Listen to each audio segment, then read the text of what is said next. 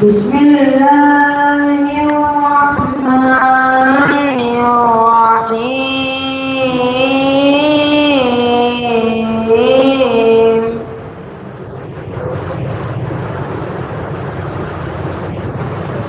إن الذين قالوا ربنا الله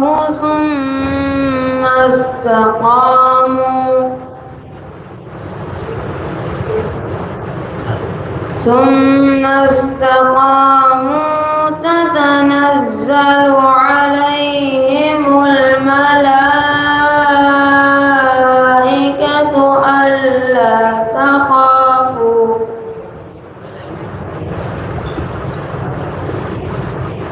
ألا تخافوا ولا تحزنوا وأبشروا بالجنة التي كنتم توعدون نحن أولياؤكم في الحياة الدنيا وفي الآخرة ولكم فيها ما تشتهي أنفسكم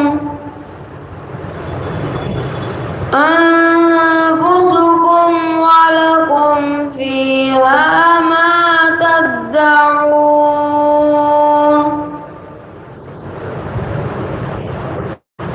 نزلا من غفور رحيم صدق الله العظيم. السلام عليكم.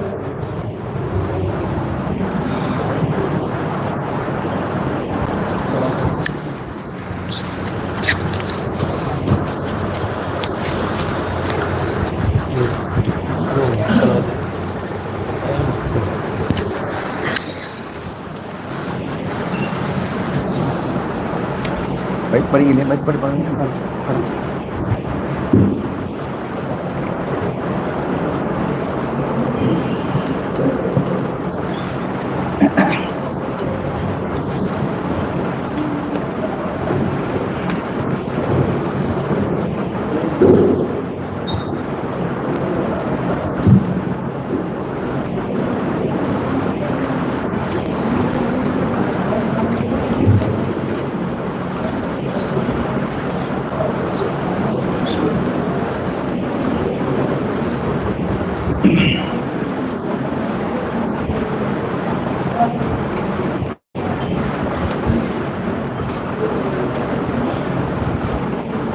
السلام عليكم ورحمة الله وبركاته.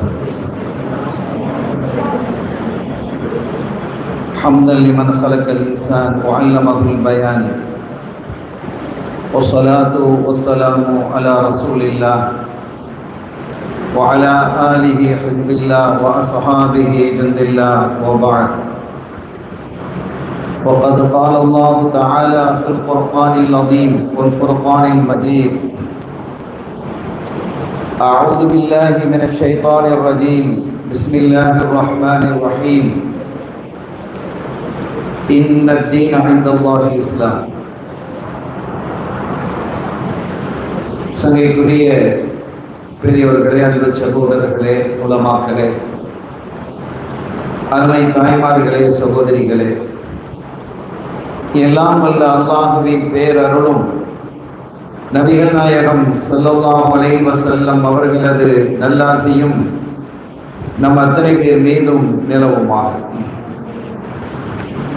அல்லாஹும் அவரது ரசூலும் எந்தெந்த காரியங்களை எடுத்து நடக்க வேண்டும் என்று நமக்கு கட்டளையிட்டுள்ளார்களோ அவை அனைத்தையும் எடுத்து நடக்கவும், எவைகளை தவிர்த்து நடக்க வேண்டும் என்று உத்தரவு பிறப்பித்துள்ளார்களோ அவை அனைத்தையும் தவிர்த்து நடக்கவும் ஆரம்பமாக எனக்கும் உங்களுக்கும் நான் வசியத்தை செய்து கொள்கிறேன். அல்லாஹ் தௌஃபீக் செய்வானாக. ஆமீன். சங்கைக்குரிய பெருமக்களே, நாற்பெரும் நாதாக்களினுடைய உருஸ் முபாரக் சந்தூரி நிகழ்வு நமது மஸ்ஜித் மீகாயிலே நடைபெற்றுக் கொண்டிருக்கிறது. இந்த நாற்பெரும் நாதாக்களில் காலத்தால் முந்தியவர்கள் என்று எடுத்துக்கொண்டால் சையதுனா ஷாலார் மரைக்கார் ரலியல்லாஹு தஆலா அவர்கள் தான். அவர்களுக்கு பிறகு குதுபுல் ஜமான் அஷேக் சுலைமான் ரலியல்லாஹு தஆலா அவர்கள் வருகிறார்கள். ஏறக்குறைய அவர்களுடைய வயது வித்தியாசம் என்று பார்த்தால் இருவருக்கும் இடையிலே 200 வயது வித்தியாசம் இருக்கிறது. ஏறக்குறைய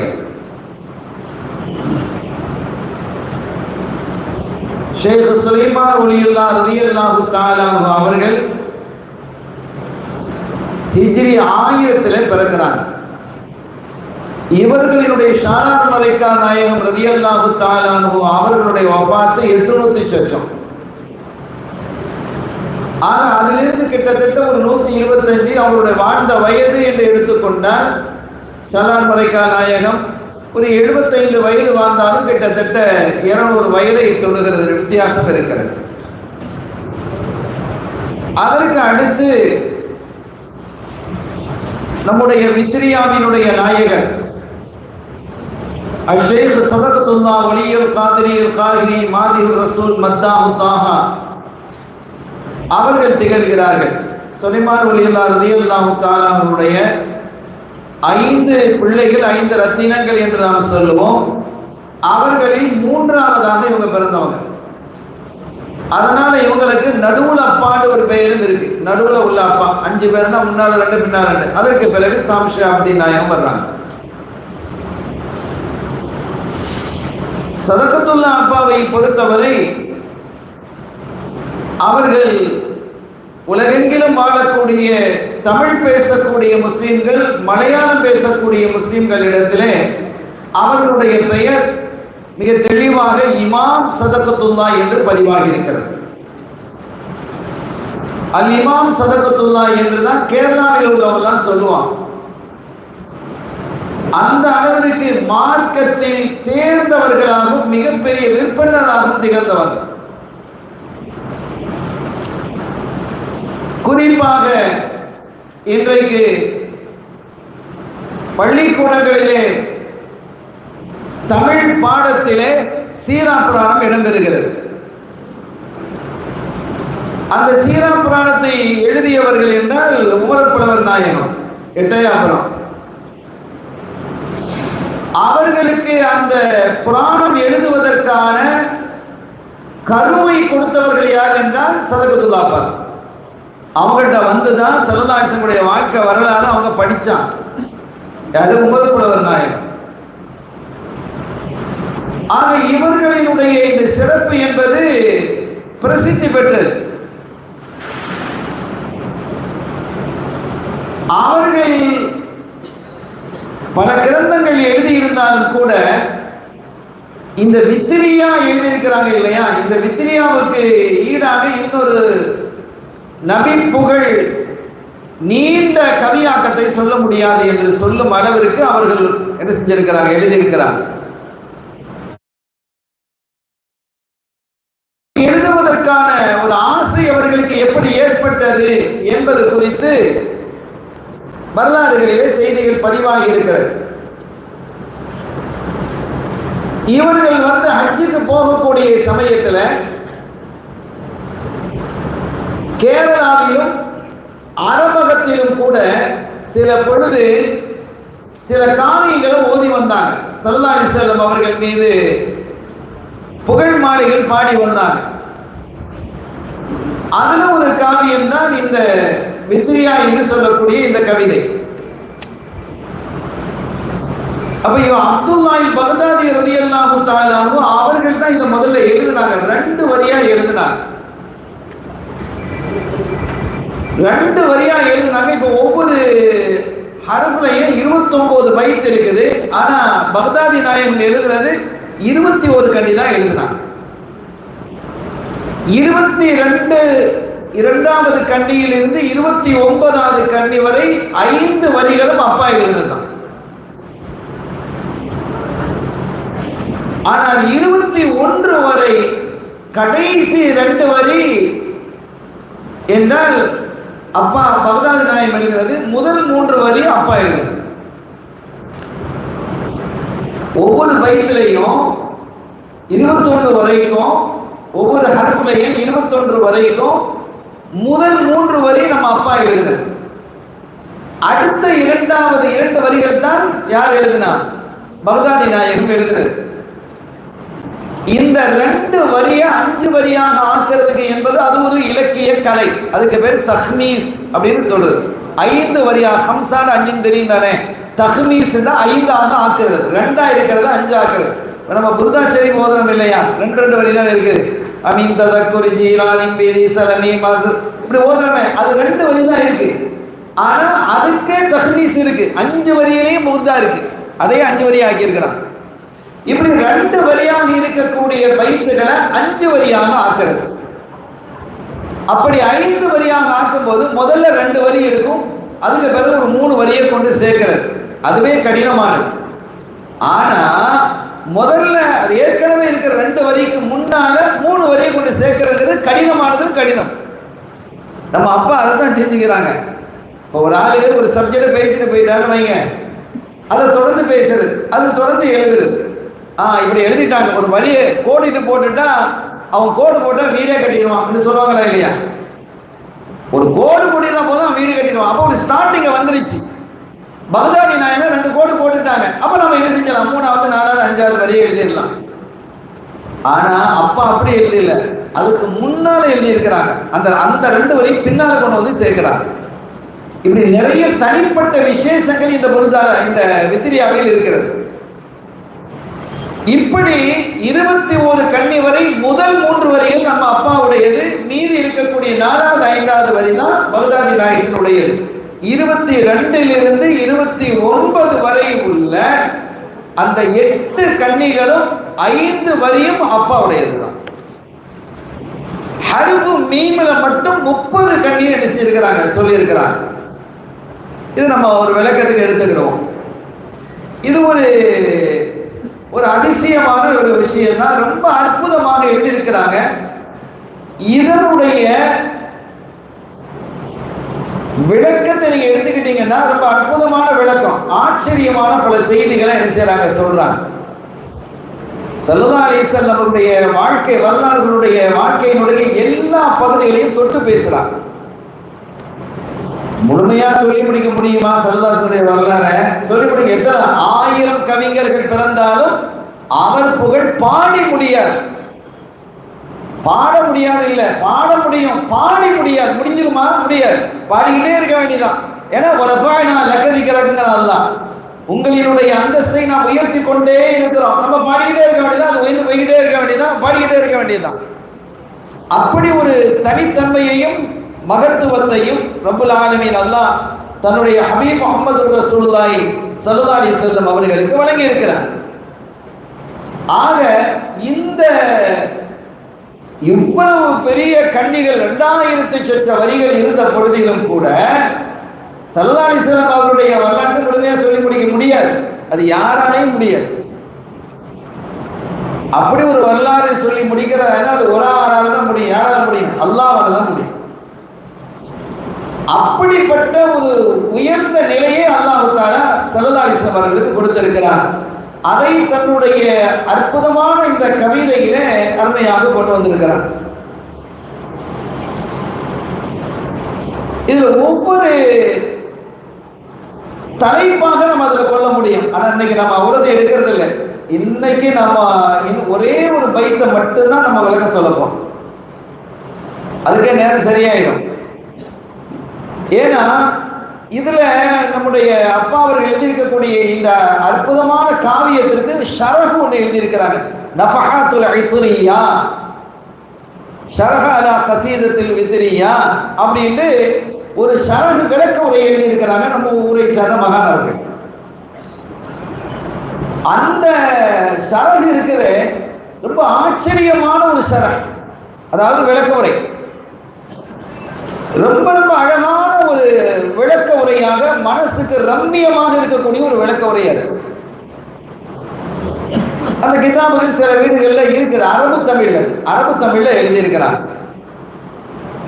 தான் எங்கிருந்து எழுதினேன் என்ற அந்த கொண்டு வர்றாங்க. எந்த கிதாபுல இருந்து நான் இதை படித்தேன், எந்த கிதாபுல இந்த செய்திகள் இருக்குது அப்படிங்கிறதெல்லாம் அதை என்ன செஞ்சிருக்கிறாங்க, கொண்டு வருகிறாங்க. அவ்வளவு ஒரு அழகான, தரமான, உயர்வான ஒரு அற்புதமான விளக்க உரை அந்த நஃபஹாத்துல் இத்ரியா என்பது. வித்ரியாவுக்கு ஷரஹ் இத்ரியா. எனவே அந்த ஷரஹையும் நாம் பார்த்து அதிலிருந்து ஒரு சில விளக்கத்தை, ஒரு தலைப்பை மட்டும் நாம் என்ன ஒரு பைத்து காண விஷயம். காபியத்துல் அலிஃப் முதலாவது, அதுல 29 கண்ணி இருக்குது. அதுல ஒரு கண்ணியை நம்ம பேசுறோம்.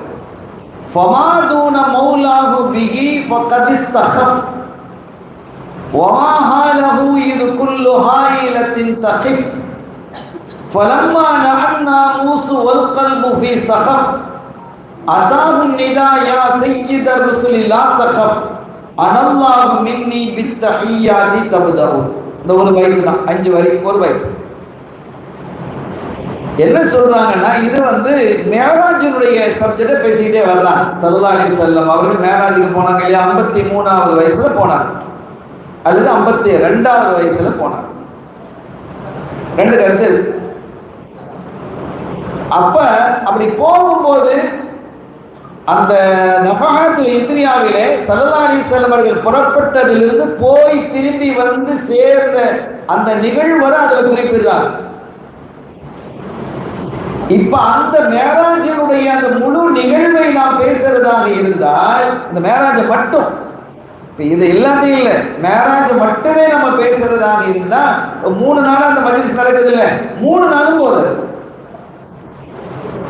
எவ்வளவு நிகழ்வுகள், அந்த நடந்த நிகழ்வுகள். இது ஸல்லல்லாஹு எப்போ போனாங்க, அவங்க அந்த வரலாற்றில் எழுதப்படுது, இரவு நேரத்தில் காபாக்கு அருகில் தொழுது இருக்கிறாங்க. தொழுகை கடமையாகாத காலம். மேராஜுக்கு போன பிறகுதான் கடமையாச்சு. அப்ப தொழுகை கடமை இல்லை, ஆனாலும் தொழுதாங்க. முந்தைய நபிமார்கள் தொழுதார்கள் இல்லையா, அந்த அடிப்படையில் இவங்க தொழுதாங்க. இப்போ முந்தைய நபிமார்களுக்கு ஒவ்வொரு விதத்திலையும் ஒரு தொழுகை இருந்தது.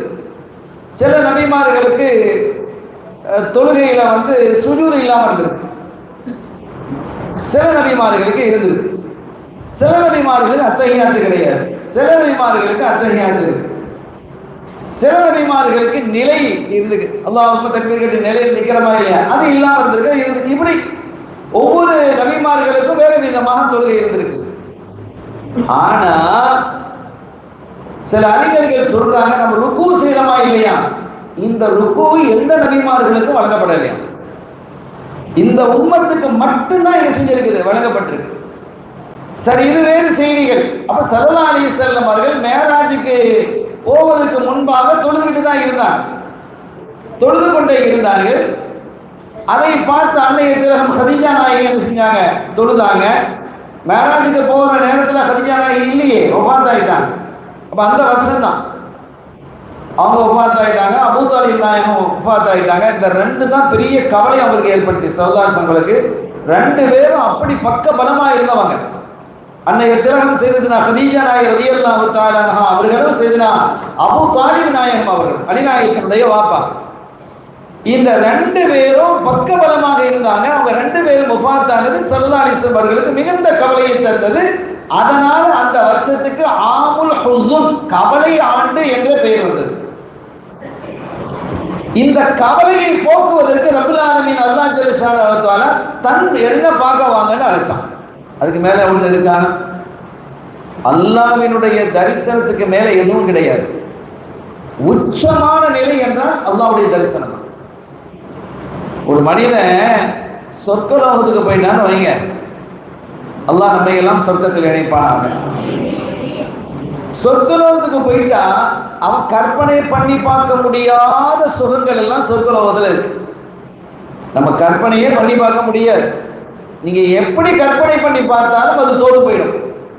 ஏன்னா அது அவங்கள சரதான்னு சொல்லிட்டாங்க, மாலா ஐநுன்றால் ஒலா ஊதுனும் சமய ஒலா கதர அலா கல்வி பஷர். எந்த கண்களும் பார்த்திருக்க முடியாது. நீங்க உலகத்துல எந்த பக்கம் போனாலும் அந்த அழகை பார்க்க முடியாது. யாராலையும் அதை வர்ணித்து பேசிவிடவும் முடியாது. சரி, வர்ணிக்க முடியல, கற்பனை பண்ணலாம் தானே. இப்ப நம்ம வாஷிங்டன் வச்சுக்கிறோம். எத்தனை பேருக்கு வாஷிங்டன் போயிருக்கோம்? 1-2 பேர் இருக்கலாம். அது இருக்கான்னு தெரியல எனக்கு. அமெரிக்கா வாஷிங்டன் போயிருக்கான்னு வச்சுங்க. இப்போ நான் கற்பனை பண்ணுறேன், அது நம்ம எல்லாரும் கற்பனை பண்ணுறோம், வாஷிங்டன் எப்படி இருக்கும் அப்படின்னு ஒரு ஜாதி கற்பனை பண்ணி பார்க்குறோம். அல்லது ஜப்பான் டோக்கியோ எப்படி இருக்கும், அப்படி ஓடுதான் ரயில்லாம் விதவிதமாக. டோக்கியோ ரயில் பார்க்குறீங்க, வீட்டுக்குள்ளேயே ரயில் வந்துடுது. பள்ளிக்கூடத்துக்கு போகிற பிள்ளைகளுக்கு அதெல்லாம் கரெக்டாக சிஸ்டமாக வச்சுருக்கிறாங்க.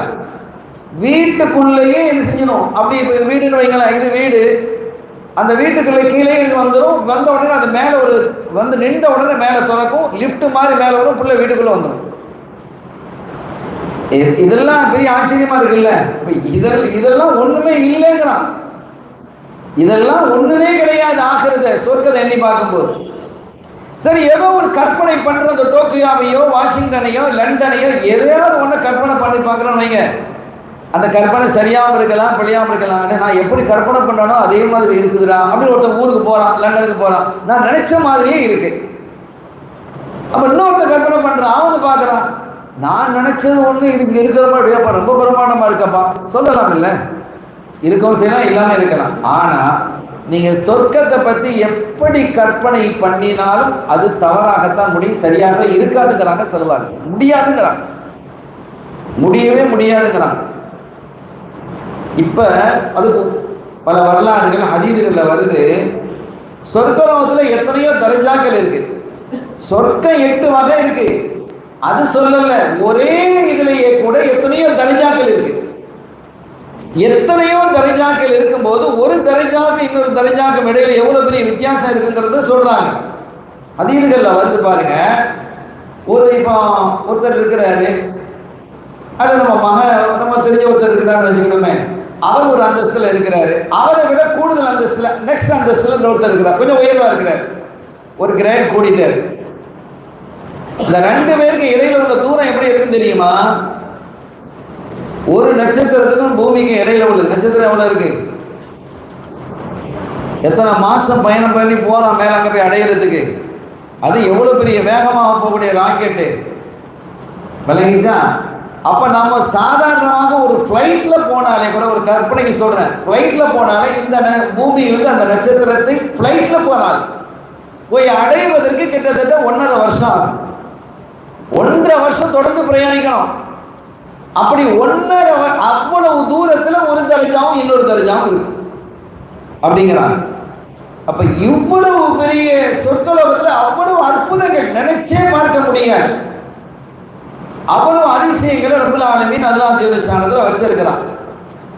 சரி, அந்த சொர்க்கலோகத்துக்கு போயிட்டோம்னு வைங்க, யாராவது வேற திரும்பி துனியாவுக்கு போகணும்னு விரும்புவாங்களா? யாரும் விரும்ப மாட்டாங்க. துனியாவுக்கு போறது யாராவது விரும்புவாங்களா? அல்லது வேற அங்க கவலை இல்லை. சொர்க்கலோகத்துல கவலை கிடையாது, கண்ணீர் கிடையாது, அழுகுங்கிறதே இல்லை. கவலை வந்தாலும் அழுக வருது, அழுக கிடையாது. கார் எடுத்து போக மாட்டான், பாத்ரூமும் போறது இல்லை. பாத்ரூமுக்கு நம்ம வராது. பாத்ரூம் சப்ஜெக்டே முடிஞ்சு போயிடுச்சு, அடப்பட்டு போயிடும். இனி பாத்ரூம்னா அங்கே என்ன வரும்? டாய்லெட் வைக்கணும், கக்கூஸ் வைக்கணும். சொர்க்கத்தில் போய் கக்கூஸ் வைக்க முடியுமா? அல்லாஹ் அதை வைக்கல. அப்ப நாம் சாப்பிடக்கூடிய உணவுகள் எல்லாம் வியர்வையாக வரும். அந்த வியர்வையும் கஸ்தூரி மனமாக இருக்கும். நம்ம இப்ப வியர்வை கஸ்தூரி மனமாக இருக்கு. வரும்போது பள்ளிவாசலுக்கு வரும்போது அத்தர் பூசிட்டு வாங்கங்கிறான். பள்ளிவாசலுக்கு போகும்போது என்ன செய்யணும்? குறிப்பா ஜும்மாவுக்கு போகும்போது அத்தர் பூசிட்டு போகணும். நீ உன்னோட வியர்வையா உட்கார்ந்துட்டு இருந்தா சரதானிசர் எவ்வளவு சைக்காலஜிக்கெல்லாம் சொல்லியிருக்கிறான் நீங்க பாருங்க. அப்ப அந்த வியர்வை நாற்றத்தோடு போய் உட்கார்ந்தா பக்கத்துல அருவருப்பானா இல்லையா? அப்ப அருவருப்பு அது வெறுப்புல போய் முடியும்.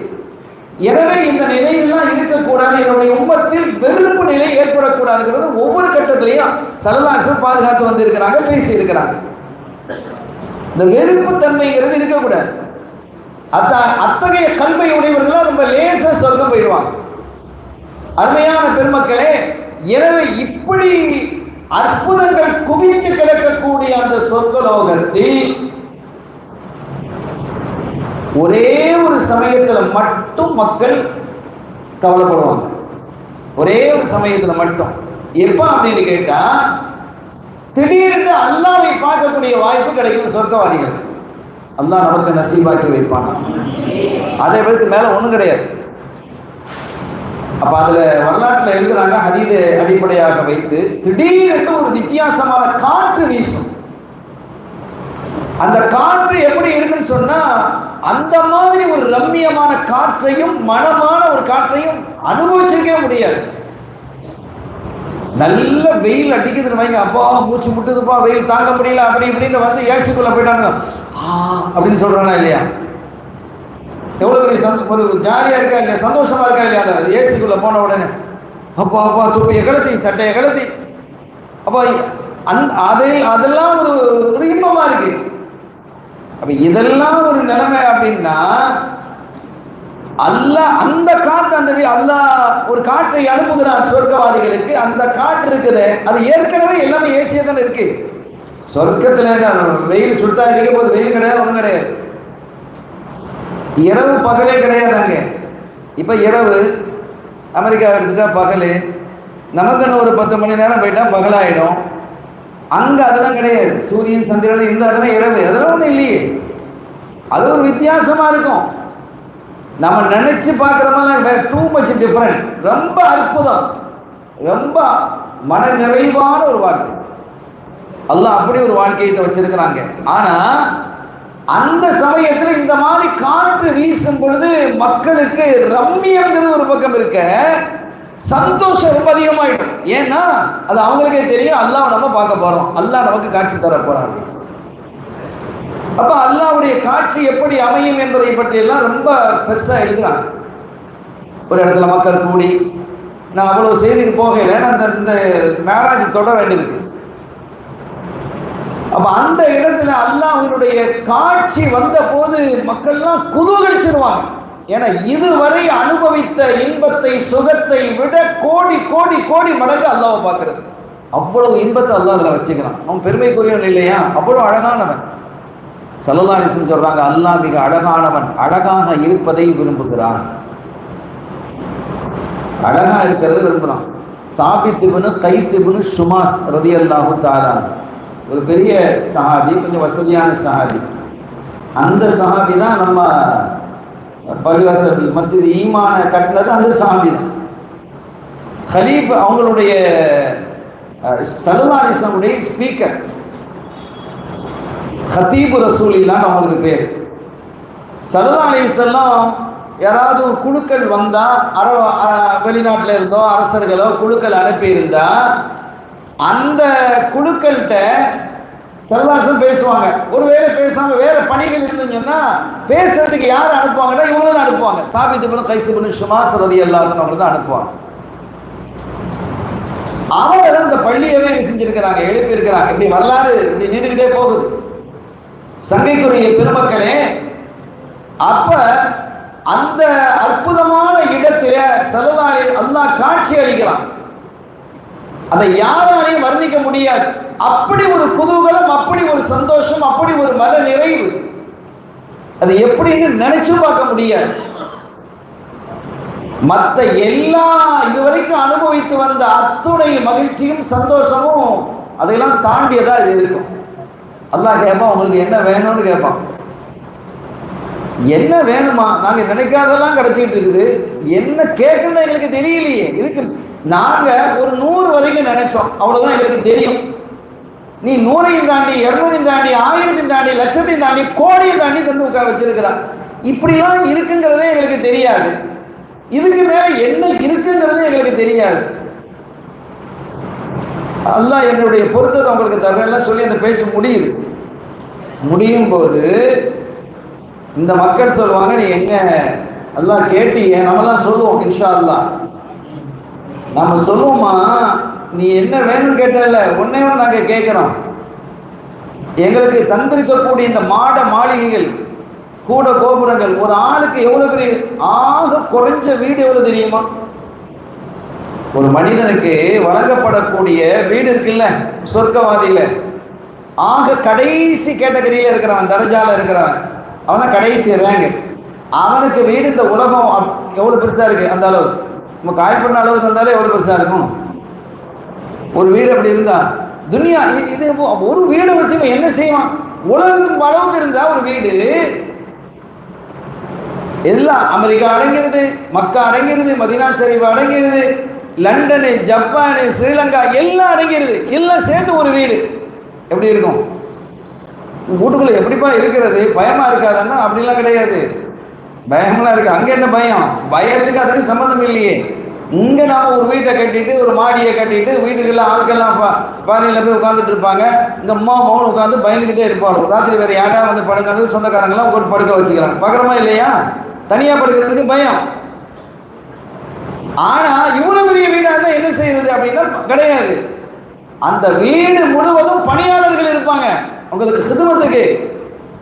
அது ஒரு பக்கம் இல்லை. கல்யாணம் அங்க வந்து சொர்க்கத்தில் இருக்கக்கூடியவர்கள் குழந்தை பெற முடியும், அங்கேயும் குழந்தை பெற முடியும். குழந்தை பெறுறதுங்கிறது லேசான விஷயமா? 10 மாசம் 9 மாசம் முடிஞ்சு 10 மாசம் வரைக்கும் அந்த தாய் படுற பாடு, ஒரு பக்கம் வாந்தி, ஒரு பக்கம் கஷ்டம், ஒரு பக்கம் மசக்கம். அந்த ஸ்கேனை எடு, இதை எடு, அந்த ஊசியை போடு, இந்த ஊசியை போடுன்னு சொல்லி துட்டை பறித்து அதாப காத்து பாடாப்படுத்தி குழந்தையை பெற்றெடுக்கும் போது அவ படுற பாடு இருக்குது சகராத்துடைய வேதனை இல்லையா? சொர்க்கத்தில் போய் அந்த கஷ்டமான நினைக்க தேவையில்லை. பிள்ளைக்கு பெறணும்னு அங்கே இருக்கக்கூடிய மாப்பிள்ளையும் பொண்ணும் முடிவு செஞ்சுட்டாங்கன்னு வைங்க.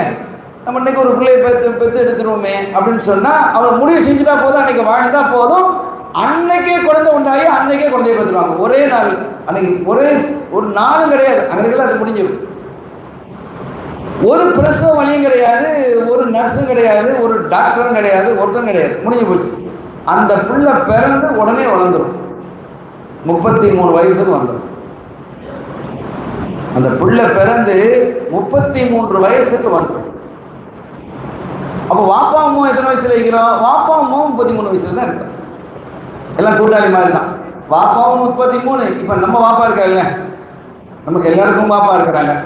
நம்ம வாப்பாமார்கள் எல்லாத்துக்குமே சொர்க்கலோகத்தில் 33 வயசுல தான் இருப்பாங்க. நாம எப்படி இருப்போம்? நாமளும் 33 வயசு தான். நம்ம பிள்ளை அவனும் 33 வயசு தான். எல்லாரும் கூட்டாளி தான், ஒரே வயசு. அங்க பெறக்கூடிய பிள்ளைகளும் அப்படித்தான். இப்ப நம்ம கேட்கிறோம், குழந்தை பெறுவதற்கு ஒரு கால அவகாசம் இல்லை. 9 மாசம் அந்த மாசம் அதெல்லாம் கிடையாது. கல்யாணம் முடிக்கணும், வாழணும்னு நினைச்சா, பிள்ளை பெறணும்னு நினைச்சிட்டா பிள்ளைய பற்றி எடுத்துடலாம், முடிஞ்சு போச்சு. அந்த நேரத்திலேயே முடிஞ்சிடும். சரி, இப்போ நமக்கு ஒரு உதாரணம் சொல்றேன், 5 நிமிஷத்துல அது முடிஞ்சுது. பிள்ளைய பற்றி எடுக்கிறது ஒரு 5 நிமிஷம் ஆகாது. இந்த மாதிரி ஒரு நிலை தான் அங்க. அப்ப என்ன செய்யறான்? இனி நிறைய ஒரு பிள்ளைய பத்துட்டு மாரடிக்க முடியல, அம்மாக சொல்றான், என்ன பிள்ளைய பெற்று வச்சுக்கிறீங்களே, உங்களுக்கு தம்பி மகன் பெற்று 5 வருஷம் ஆச்சு, 6 வயசு ஆச்சு, தங்கச்சி ஒன்று வேணுமே, நல்லா இருப்பா, சும்மா இனிமா, இந்த ஒன்றை வச்சு எனக்கு மாரடிக்க இடையில மதரசாவுக்கு போடான்னு சொல்லி அனுப்ப வேண்டியிருக்குது. அதை ஓதுடான்னு ஹயாத்தை வாங்கலாம், பள்ளிக்கூடத்துக்கு போக மாட்டாங்களாம். இப்படி இந்த அதாப்பு தாங்க முடியல. இன்னொன்று பற்றிக்கிட்டு அப்படி நம்ம சொல்றோமா இல்லையா? அங்கே அந்த பிரச்சனை இல்லையே. எந்த பள்ளிக்கூடத்துக்கு போகணும்? ஒரு பள்ளிக்கூடம் கிடையாது. ஒரே சுத்துறதும் பார்க்கறதும் திங்கிறதும் சுத்துறதும் அழகு, ஜாலி தான், ஒன்றும் கிடையாது. அவ்வளவு இன்பமாகத்தான் இருக்கும். யாரும் யாரை பற்றி குறை பேசுறது இல்லை, யாரும் யாரை பற்றி புறம் பேசுறது இல்லை, கோல் சொல்றது இல்லை, எதுவும் இல்லை, சண்டை இல்லை, சச்சரவு இல்லை, வம்பு இல்லை, வழக்கு இல்லை, நோய் இல்லை, தாய் வெட்டும் இல்லை. அப்ப இப்படிப்பட்ட நிலையில அப்ப இதெல்லாம் நம்ம ஏன் சொல்றோம்னா, அந்த ஆசை நமக்கு ஏற்படும். குழந்தைகள் மாணவர்கள் நிறைய இருக்கிறாங்க. அந்த ஆசைகள் ஏற்பட்டு நம்ம என்ன செய்யணும்? அதை நோக்கி, சொர்க்கத்தை நோக்கி நம்முடைய பயணத்தை மேற்கொள்ளும். அதற்கு என்ன வழிகள் இருக்கிறதோ அது நம்ம கண்மணி ஸல்லல்லாஹு அலைஹி வஸல்லம் அவர்கள் சொல்லி தந்த அந்த வழிதான்.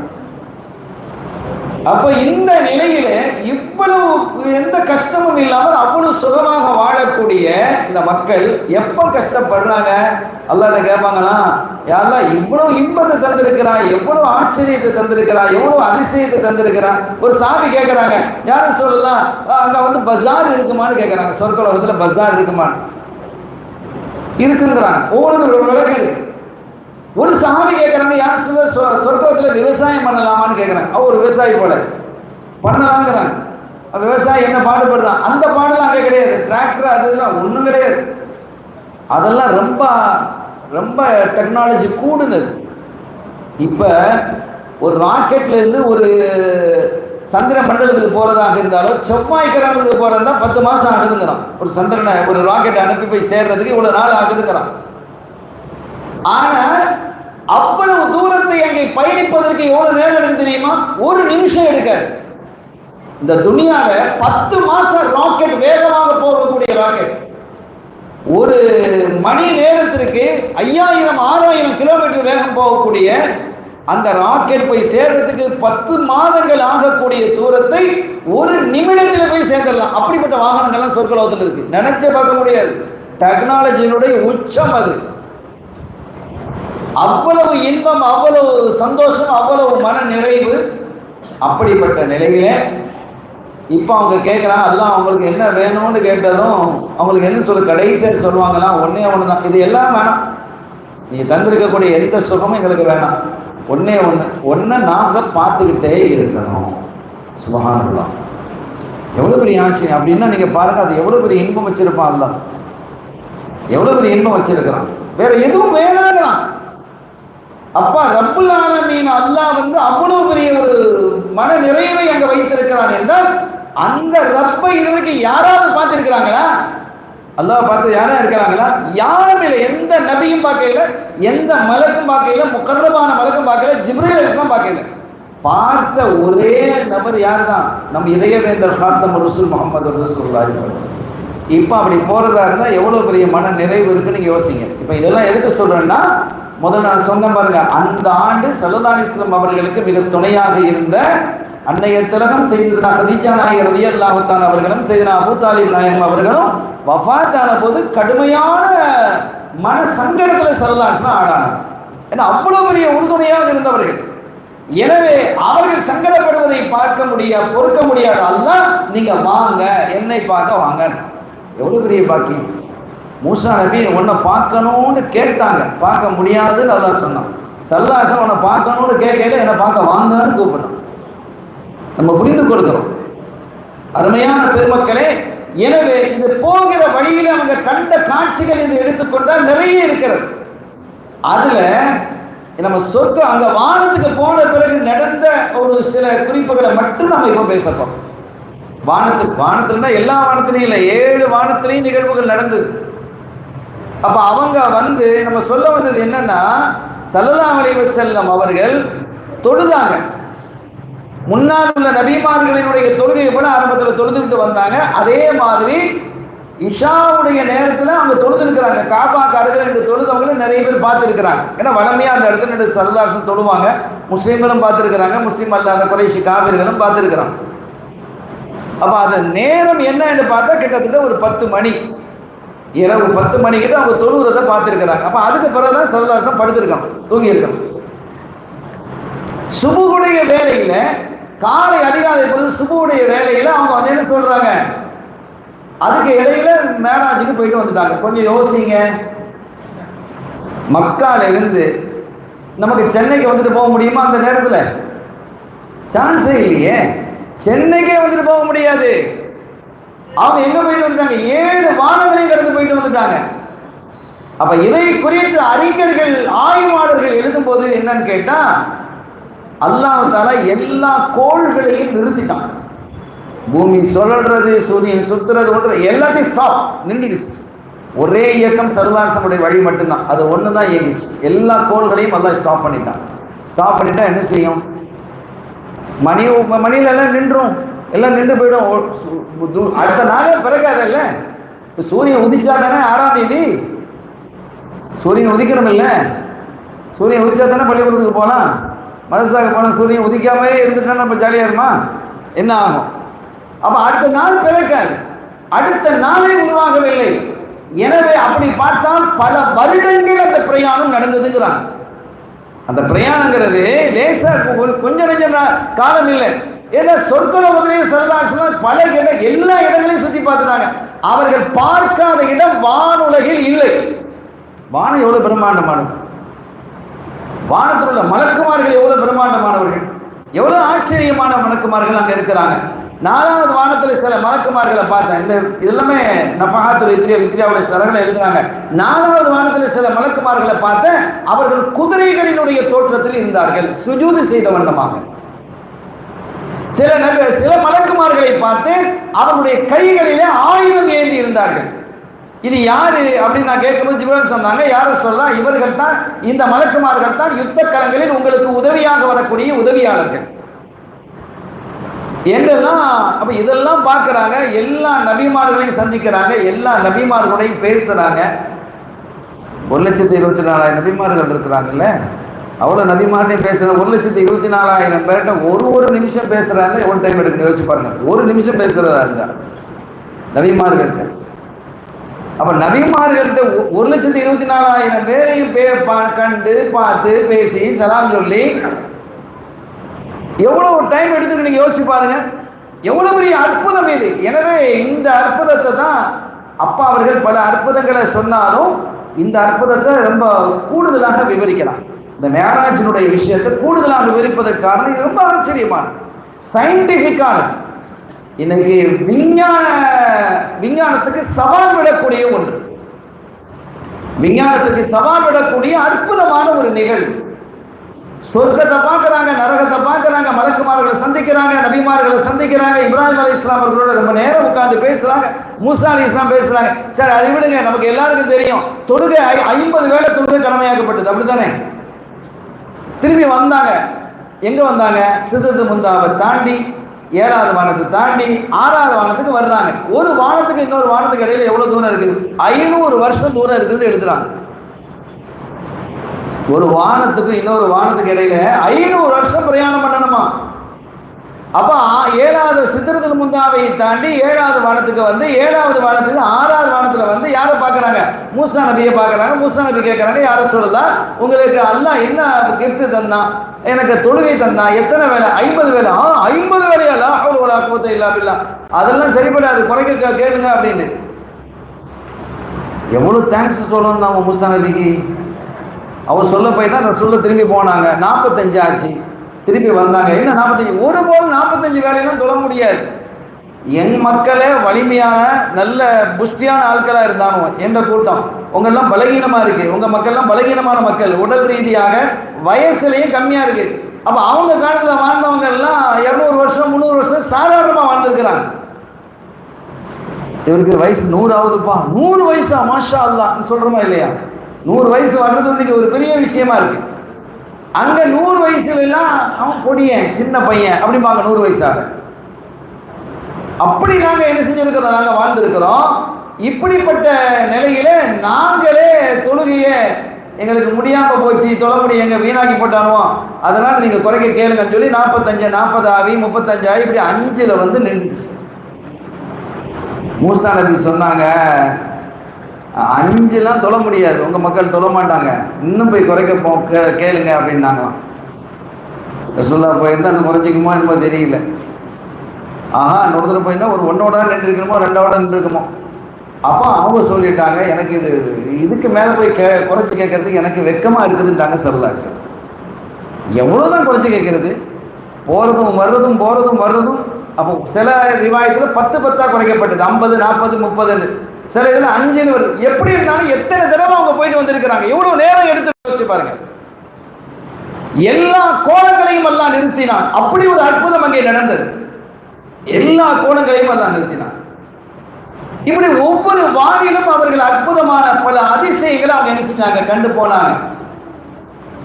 அப்படி போகும்போது பிரம்மாண்டமான காட்சிகள்லாம் பார்க்கறாங்க. பார்த்தாலே பயம் வர்ற மாதிரி பல காட்சிகள்லாம் இருக்கு.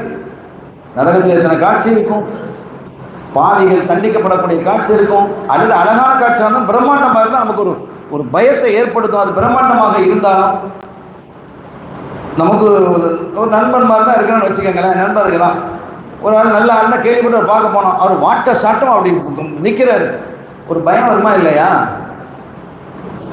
இதை பற்றி அப்பா சொல்றாங்க, எந்த காட்சியை கண்டும் ஸல்லல்லாஹு அலைஹி வஸல்லம் அஞ்சவில்லை. அவங்களுடைய அச்சத்தையோ பயத்தையோ அது ஏற்படுத்தவில்லை. அப்போ கடைசி வரைக்கும் பயமே இல்லாம போயிட்டு வந்தாங்கன்னா இல்லை, பயந்தாங்க. எப்போ அல்லாஹ்வை நெருங்கும் போது அவர்களுக்கு அப்படி ஒரு நடுக்கம் ஏற்பட்டது. அது ஒரு பெரிய விஷயம் இல்லையா? அப்ப எல்லாத்தையும் தாண்டிய பிரம்மாண்டம் அது. அல்லாஹு அக்பர், அதுக்கு மேல வந்திருக்கா இல்லையே? அப்ப அதை பார்க்கும் போதுதான் அவங்களுக்கு என்ன செய்யுது, அல்லாஹ்வை நெருங்கும் போது சித்ரத்துல் முன்தஹால ஜிப்ரீல் அலைஹிஸ்ஸலாம் போயிட்டு வாங்கன்னு அனுப்பி வச்சுட்டாங்க. சித்ரத்துல் முன்தஹால சரி ஜிப்ரீல் அலைஹிஸ்ஸலாம் நீங்க போயிட்டு வாங்க அப்படின்ட்டு அனுப்பி வச்சுட்டாங்க. அப்படி அனுப்பி வைத்த பொழுது ஸல்லல்லாஹு அலைஹி வஸல்லம் அந்த இடத்துல யாருமே இல்லை, ஒருத்தரும் இல்லை, அதை கடந்து வர்றாங்க.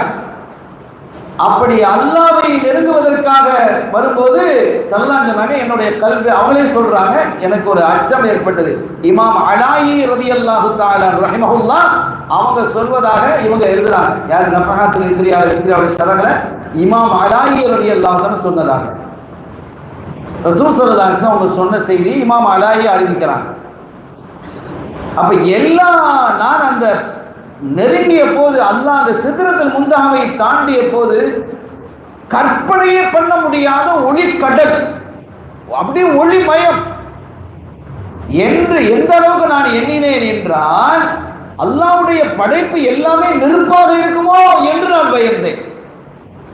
அந்த ஒளி அப்படி நெருப்பு மாதிரி இருக்கு, அதை நெருங்கிறதுக்கு எனக்கு கொஞ்சம் அச்சமாக இருந்தது. அந்த சமயத்தில் அல்லாஹ் தஆலா என்னுடைய அச்சத்தை போக்குவதற்கு சில காட்சிகளை காட்டினால், பனிக்கட்டி மலைகள், ஐஸ் மலை, மவுண்டைன், மழைனா மேலே போயிறது இல்லை, மலை இருக்குல்ல, மலைகள், மவுண்டைன்ஸ், பனிக்கட்டி மலைகளாக இருந்தது. அது நெருப்பு மாதிரி இருக்குது, இது பனிக்கட்டி மலையாக இருக்கு. அதே மாதிரி இப்போ ஆள் இல்லாத இடத்துக்கு போயிட்டோன்னா ஒரு பயம் வருமா இல்லையா? மதரசால இன்னைக்கு பாடம் தரையில் நீங்கள் லேட்டாக தான் போகணும், ஓதி முடிச்சு பாடம் தராமல் வீட்டுக்கு போகக்கூடாதுன்னு உஸ்தாது சொல்லிட்டாங்க. என்ன சார் உட்காந்து முட்டி மோதி கடைசியில் ஒரு வகையாக 10:30 மணிக்கு, ராத்திரி 10:30 மணிக்கு பாடத்தை கொடுத்துட்டான். போ வீட்டுக்கு அனுப்பிட்டார் உஸ்தாது. வெளியில் வர்றான், எங்கே பார்த்தாலும் ஒருத்தரும் இல்லை தெருவில். வீட்டுக்கு போகிறதுக்கு பயம், அங்கே பார்த்தா நாய் குறைக்கிற மாதிரி இருக்குது, அங்கே பேய் கேட்குற மாதிரி இருக்குது. பயம் வருமா இல்லையா? இப்போ இந்த மாதிரி காலத்தில், அந்த காலத்தில் என்ன செய்வோம், இப்போ இருக்கா பாட்டு படிச்சுக்கிட்டே போகிறது, நான் பயப்பட இல்லைங்கிறத காட்டுற மாதிரி ஒரு அப்படிலாம் பாட்டு படிச்சுக்கிட்டு போகிறது. இந்த மாதிரி பயம். அப்போ ஆட்கள் இருந்தால், ஒரு ஆள் வந்துட்டான்னு வச்சு, யாரோ 2 பேர் வர்றாங்க, அப்போ கொஞ்சம் பயம் நமக்கு போயிடும். இது இயல்பான ஒரு விஷயம். அல்லாஹ் தன்னுடைய ஹபீபுக்கு என்ன செய்கிறான், அந்த அச்சத்தை போக்குவதற்கு என்ன செய்கிறான் அப்படின்னா, 70,000 சஃப்பு கொண்ட மலக்குமார்கள், ஒரு சஃப்ல பல லட்சம் மலக்குமார்கள் இருக்கிறாங்க. சஃப்பு எத்தனை இருக்குது? 70,000 சஃப்பு கொண்ட மலக்குமார்கள், அரிஷை சுற்றி வரக்கூடிய மலக்குமார்களை அவன் அல்லாஹ்வுக்கு காட்டுறான். அந்த காட்சியை கொண்டு வந்து நிறுத்துறான்.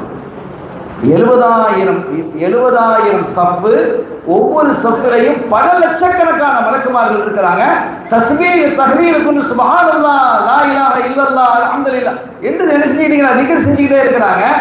ஆனா இப்படி கோடிக்கணக்கான பேர் இருக்கிறாங்கல்ல, ஒருத்தர் இன்னொருத்தரை பார்க்க இல்லை, ஒரு மலக்கு இன்னொரு மலக்கை பார்க்க இல்லை.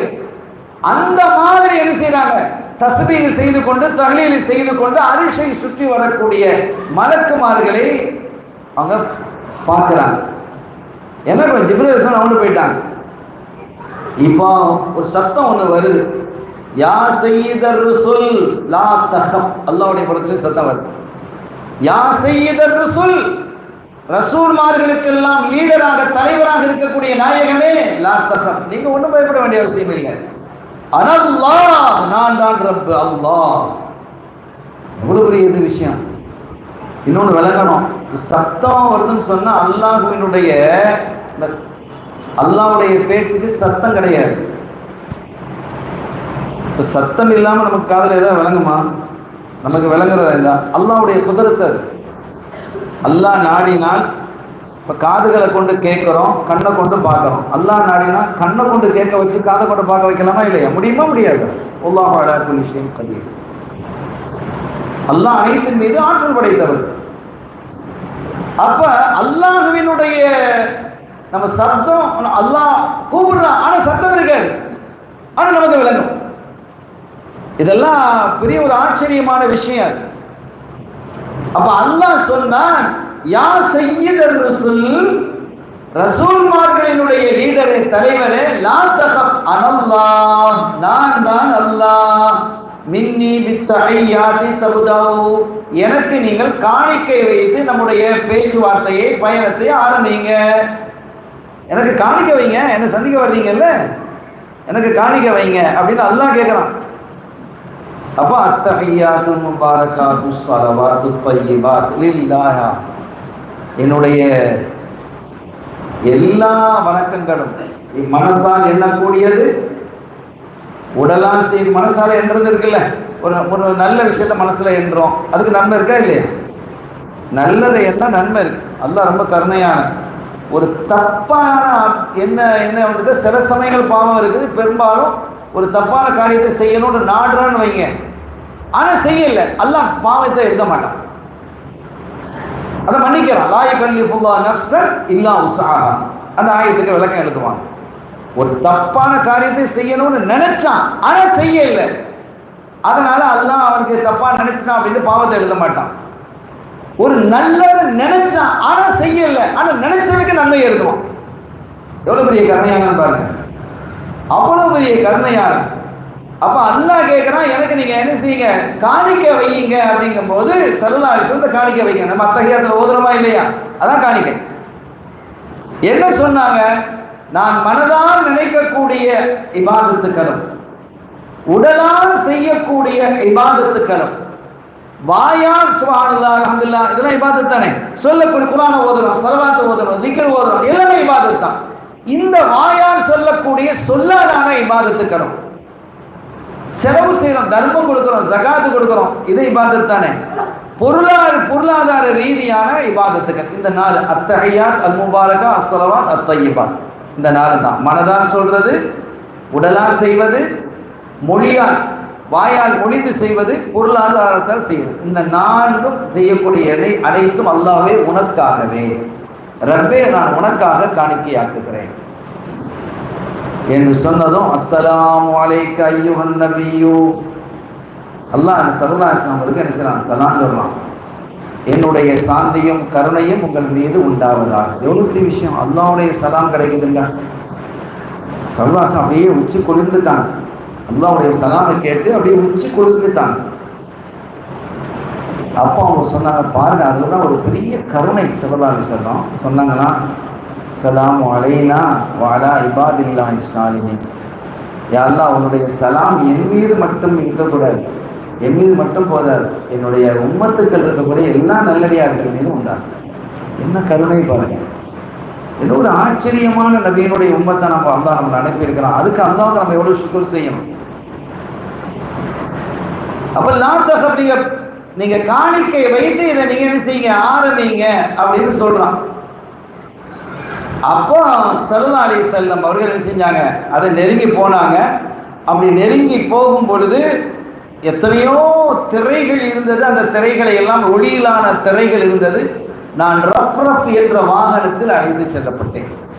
ரஃப் என்ற வாகனத்தில் என்ன செஞ்சிருக்கிறாங்க, அழைத்து போகப்பட்டது. அது ஒரு வாகனம், அதை சில அறிஞர்கள் சொல்றதுக்கு நாம் கேட்டிருக்கிறோம். அந்த வாகனம் என்னன்னா, துனியாவில் அப்படின்னா ஒரு வாகனத்தை படைக்க முடியாது. ஒளி, இந்த ஒளி இருக்கு, நம்ம பார்க்க முடியுமா? வெளிச்சத்தை, வெளிச்சமா இருக்குது, ஒளியை பிடிக்க முடியுமா? இந்த இதில் லைட்லேருந்து வெளிச்சம் வருது, அதுலேருந்து வெளிச்சம் வருது. இந்த ஒளியை எடுத்து, காற்று இருக்குல்ல, இந்த இடத்துல காற்று இருக்குதுன்னு, இந்த ஒளியும் காத்தையும் கலந்து ஒரு வாகனத்தை செய்யுது. யாரால முடியுது? ரப்பை தவிர யாராலையும் முடியுமா? ஒளியினால காத்துனால ஒரு வாகனத்தை அப்படி செய்த வாகனம் தான் ரஃப். அதுல அல்லாஹ் கொண்டு கூட்டு போறோம், வாங்க. எவ்வளவு பெரிய இந்த துனியால முடியுமா? ஒளியினால் அல்லது காற்றினால் அல்லது இரண்டும் கலந்து ஒரு வாகனத்தை உருவாக்க முடியுமா? என்ன அப்படி ஒரு வாகனத்தை ரஃபில் உருவாக்கி ஸல்லல்லாஹு அலைஹி வஸல்லம் அவர்கள். அப்ப ரெண்டு பேருக்கு இடையில நீண்ட நெடிய நேரம் பேச்சுக்கள் நடந்தது. எத்தனை பேச்சுக்கள் நடந்ததுங்கிறதையும் அதுல குறிப்பிடுறாங்க. எனக்கு அந்த குறிப்பை நான் மறந்துட்டேன், இருக்குது அந்த நஃபாதுல் இருக்குது. எத்தனை விஷயங்கள் அங்கு பேசப்பட்டது, பேசப்பட்டதில் பெரும்பாலான விஷயங்கள் இந்த உம்மத்தை பத்திங்கிறோம், நம்ம பத்தி தான் பேசிக்கிறாங்க. ஆச்சரியம் இல்லையா? ஒருத்தன் ஒரு சந்தோஷத்தின் உச்சத்தில் வந்தாலும் எல்லாத்தையும் மறந்துடுவான், ஒரு கஷ்ட நிலைக்கு போயிட்டாலும் எல்லாத்தையும் மறப்பான். சந்தோஷத்தினுடைய உச்சம், இதுக்கு மேல ஒரு சந்தோஷமே இல்லை.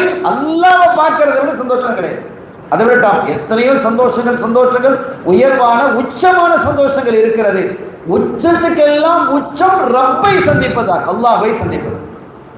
அதுவும் ஸல்லல்லாஹு அலைஹி வஸல்லம் அவர்களுடைய காலடியிலே அமர்ந்து சந்திப்பது இருக்குது ரொம்ப பெரிய பாக்கியம். அவங்க காலடியில் உட்காந்துட்டு அல்லாஹ்வை பார்க்கறது தான் அது ஒரு பெரிய ஸ்பெஷலாக இருக்குமா இல்லையா? நீ எங்கேப்பா சாப்பிட்டா? நான் அங்கே தான் சாப்பிட்டேன், நான் ஜலாலையில் சாப்பிட்டேன், மதுரையில் சாப்பிட்டேன், அது புகார் சாப்பிட்டேன். நீ எங்கே சாப்பிட்டேன்? இல்லை மாப்பிள்ளைகளுக்கெல்லாம் விஐபின்னு சொல்லி அங்கே வச்சுருந்தாங்க. அது விசேஷமாக இருக்குமா இல்லையா? பொது உணவுங்கிறது ஒன்று, மாப்பிள்ளை அல்லது கெஸ்ட் வந்திருக்கிறாங்கன்னா அதுக்கு ஒரு உணவு, அது ஒரு தப்பு இல்லை, ஒரு விஷயம் தானே. இந்த மாதிரி உணவு வைக்கிறாங்கன்னு வைங்க, அவங்க அந்த மாதிரி சாப்பிட்டு பழக்கப்பட்டவங்களா இருப்பாங்க, அது கொஞ்சம் ஸ்பெஷலாக இருக்குமா இருக்காதா? இருக்கு தானே செய்யும். அப்போ அதே மாதிரி நாம பார்க்கறதும் ஸல்லல்லாஹு அலைஹி வஸல்லம் அவர் கிட்ட உட்காந்து பார்க்கறதும் வித்தியாசம் இருக்குல்ல. அல்லாஹ் பார்க்கறதுக்கு மேலே ஒன்றும் கிடையாது. அதுவும் அவங்க எல்லாருக்கும் ஒரே மாதிரி அல்லாஹ் காட்சி தர மாட்டான், அதை ஏன் வச்சுக்கோங்க. நம்ம பார்க்கறதும் அவுலியாக்கள் பார்க்கறதும் ஒன்று போல இருக்காது. நம்ம பார்க்கறது நம்ம லெவலுக்கு இருக்கும், அவங்க பார்க்கறது அவங்க லெவலுக்கு இருக்கும். நபிமார்கள் பார்க்கறது அவங்க லெவலுக்கு இருக்கும், ரசூல்மார்கள் பார்க்கறது அவங்க லெவலுக்கு இருக்கிறோம். உலுலரசன் பார்க்கறது அதற்கு மேலே இருக்கும். ஸல்லல்லாஹு அலைஹி வஸல்லம் அதுக்கு மேலே ஒன்று இல்லை. முழுமையிலும் முழுமை ஸல்லல்லாஹு அலைஹி வஸல்லம் பார்க்கறது. அப்போ அவங்க கிட்ட உட்கார்ந்து நம்ம பார்த்தாலும் கூட அந்த முழுமையை நாம பார்க்க முடியாது. ஆனாலும் கண்மணி நாயகத்தினுடைய காலடியில இருப்பது ஒரு தனி சுகமா இல்லையா? எவ்வளவு பெரிய பாக்கியம் அது. அல்லாஹ் நமக்கு நசீபாக்குவான், நம்முடைய சந்ததிகளுக்கு நசீபாக்குவான். இந்த வித்யா ஷரீஃபை யாரெல்லாம் எங்கெல்லாம் ஓதுகிறார்களோ அவர்களுக்கெல்லாம் அல்லாஹ் இந்த நசீபாக்குவான். அருமையான பெருமக்களே, அவ்வளவு பெரிய ஒரு அற்புதமான நிகழ்வை அல்லாஹ் நடத்தி காட்டினான். ஸல்லல்லாஹு அலைஹி வஸல்லம் அவர்கள் அந்த பாக்கியத்தை அடைந்தார்கள். இவங்க ஸல்லல்லாஹு அலைஹி வஸல்லம் சொல்றாங்க, 4வது வானத்துல இந்த இதுல தான் எழுதுறாங்க, இந்த பைத்துக்கு விளக்கத்துல தான் எழுதுறாங்க, அந்த ஒரு பைத் தான்.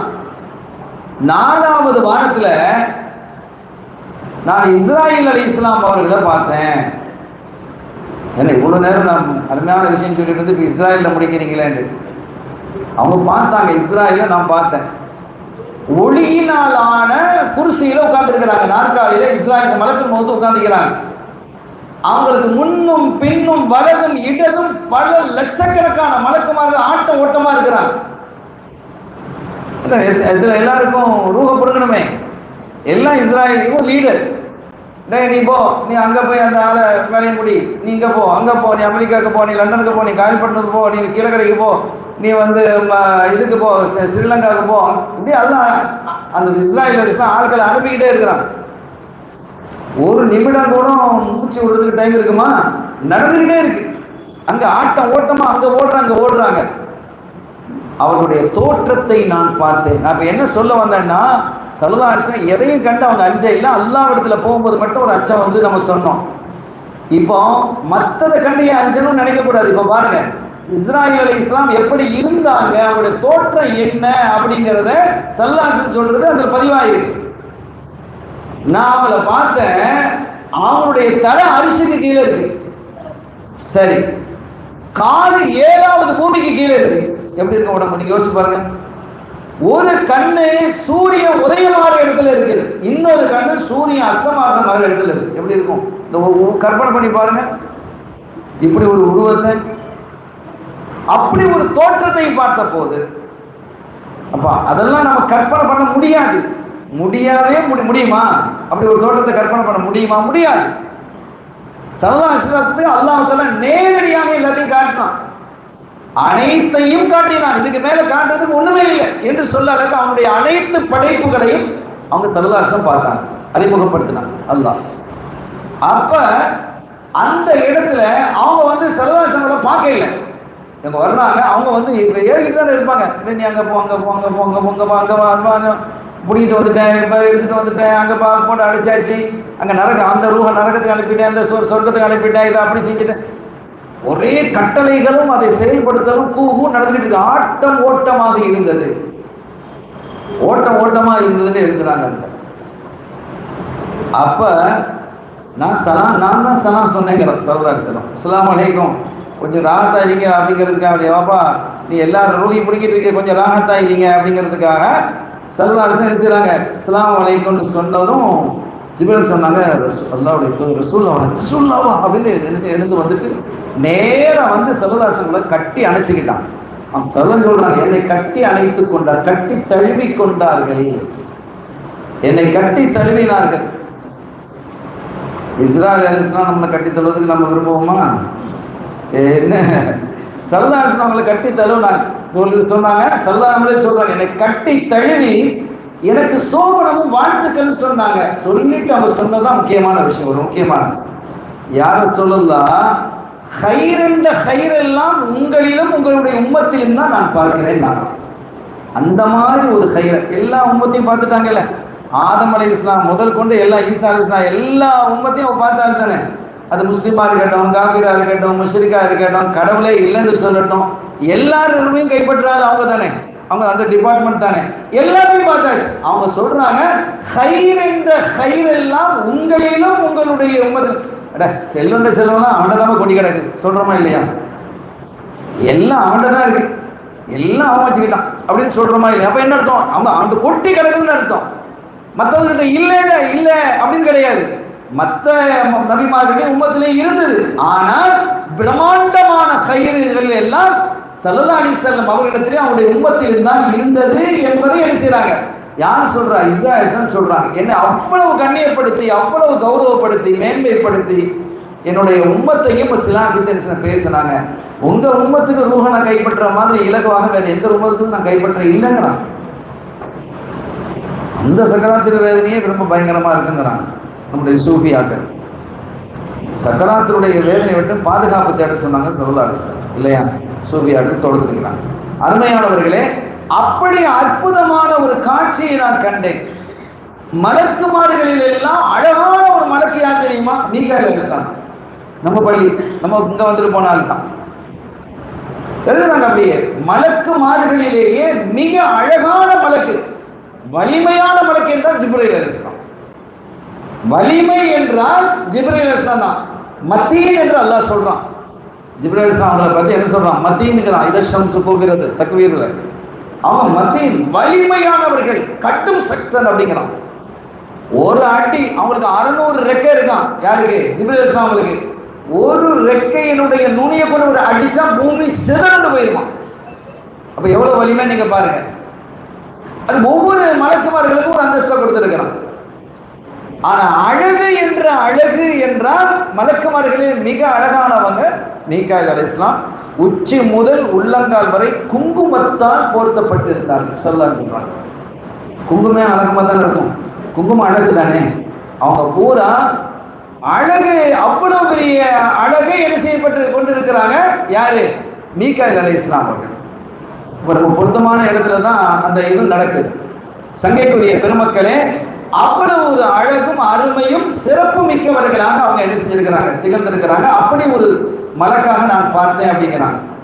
5வது வானத்துல ஒரு மலக்கை நான் பார்த்தேன். 5வது வானத்திலையும் ஒரு மலக்கை நான் பார்த்தேன்.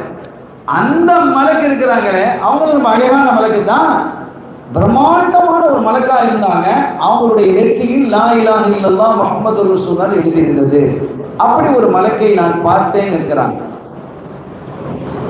7வது வானத்தை கடந்து செல்லும் பொழுது அங்க பைத்துல் மாமூர்னு இருக்கு. பைத்துல் மாமூர்னு ஒரு இடம் இருக்கு, பள்ளிவாசல்.